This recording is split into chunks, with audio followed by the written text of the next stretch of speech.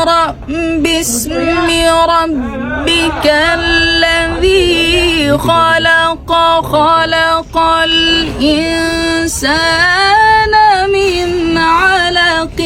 اقرأ وربك الأكرم الذي علم بالقلم علم الإنسان আল্লাহ কোরআনের সর্বপ্রথম আয়াত নাজিল করেছিলেন রাসূলের উপরে। সেই জায়গায় বসে আজকে আমাদের বাংলাদেশের সূর্য সন্তান দুইজন বিশ্বজয়ী হাফেজ এবং একজন জাতীয় পুরস্কারপ্রাপ্ত হাফেজ, হাফেজ জাকারিয়া, হাফেজ কারি আবু রায়হান এবং হাফেজ জুবাইর আহমদ তাশরিফ, এরা তিনজনেই আল্লাহ যেন আমাদের সবাইকে মাফ করে দেয়, আমিন। আল্লাহ যেন আউযু বিল্লাহি মিনাশ শাইতানির রাজীম বিসমিল্লাহির রহমানির রহিম بسم الله الرحمن الرحيم اقرأ باسم ربك الذي خلق خلق الإنسان من علق اقرأ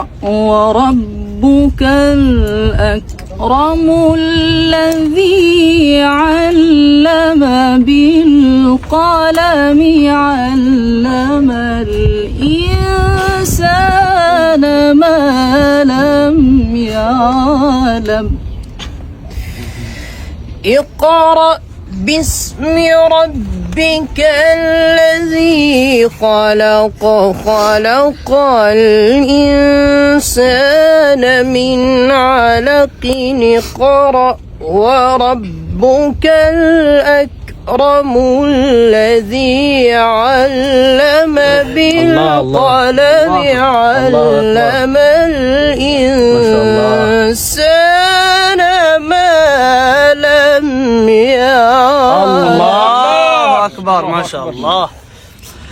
كلا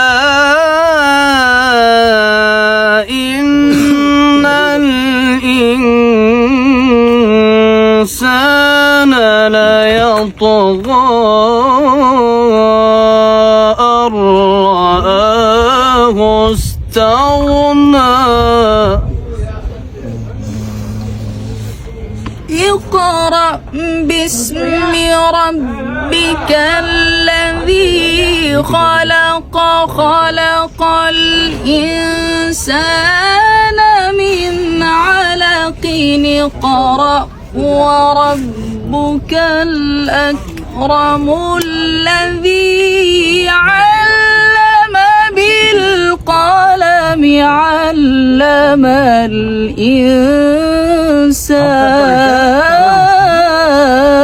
আল্লাহ علم الإنسان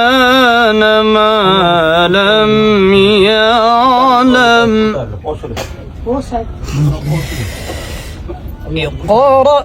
باسم ربك الذي خلق خلق الإنسان من علق اقرأ وربك الأكرم الذي علم بالقلم علم الإنسان ما لم يعلم الله كلا إن الإنسان ليطغى أن رآه استغنى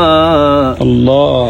اقرأ وربك الأكرم الذي علم بالقلم علم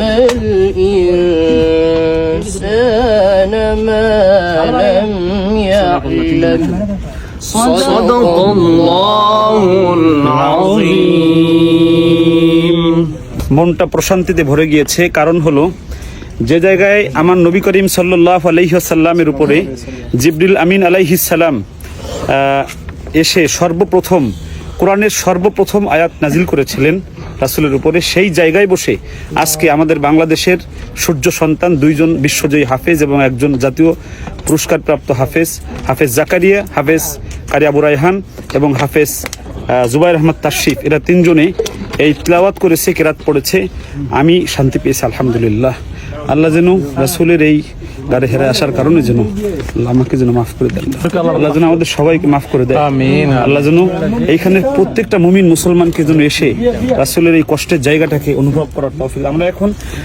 যেখানে রাসূল বসে ধ্যান করতেন, আমরা সেখানে এখন ঢুকবো ইনশাআল্লাহ এবং নামাজ পড়বো ইনশাআল্লাহ।